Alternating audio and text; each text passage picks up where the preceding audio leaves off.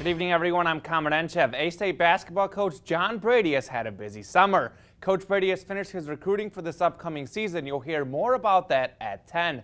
But for now, let's look at his staff. Last week, Brady added Mike Scutero as an assistant coach, and now Brady says he's also found his final assistant. We're also going to hire Carlos Wilson, who ran Christian Life Academy Prep School in Houston for a number of years, and he's been at Odessa Junior College the last couple of years, and he's coming on board with us too. So I've got two really good experienced coaches that are very good recruiters, and I'm excited about what they're going to bring to the program. To women's basketball, Jalen O'Bannon has left the program and will play at Eastern Kentucky after she sits out 1 year. As a sophomore last season, O'Bannon averaged 10.4 points per game and led the Red Wolves with 6.6 rebounds a game. She also had a team-high 6 double-doubles. On to ASU football, we're 68 days until the centennial season. Today's A-State Century looks back at the 1970 Indians. Former wide receiver Joe Walazonia reflects on playing for the national champions. We always knew we were pretty good, of course we were Division II. We weren't playing, major college people at that time, but we did play some awfully good football teams, and so we were pretty sure we were going to win. So we really didn't work that hard at it, just to be perfectly honest. We went out and played pretty well that day, even though we weren't that well prepared, but we knew we were going to win that football game.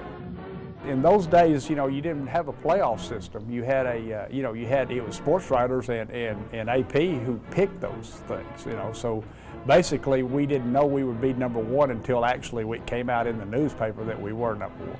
I mean, there's nothing else that would in that field. Of course, your family and having grandchildren, is going to rank above that. But as far as experiences and things that you've done and accomplished, it was a pretty good feat. That 1970 football team featured plenty of great athletes, but the best current athlete at A-State is without question Sharika Nelvis. I'm not sure where she keeps all of her awards, but she's probably running out of room. The three-time All-American has been nominated for another potential honor. Nelvis will be ASU's nominee for the 2014 NCAA Woman of the Year. This award honors graduating female student athletes who have distinguished themselves throughout their collegiate careers in academics, athletics, service, and leadership. Nelvis won the 60-meter hurdles indoor national championship earlier in the year, and earlier this month she also won the 100-meter outdoor hurdles national championship. Nelvis's winning time of 12.52 seconds was also the best time in the world this year.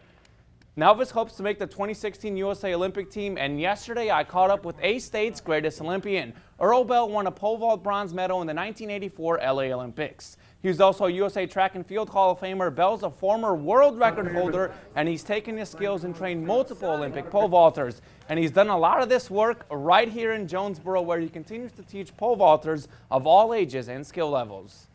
Well, believe it or not, pole vaulting is still what I do for a living. Actually, I teach pole vaulting. I don't pole vault myself, so I have a company, Bell Athletics, where kids come to learn about pole vaulting, learn about how to improve their skills and how to stay safe and enjoy the sport.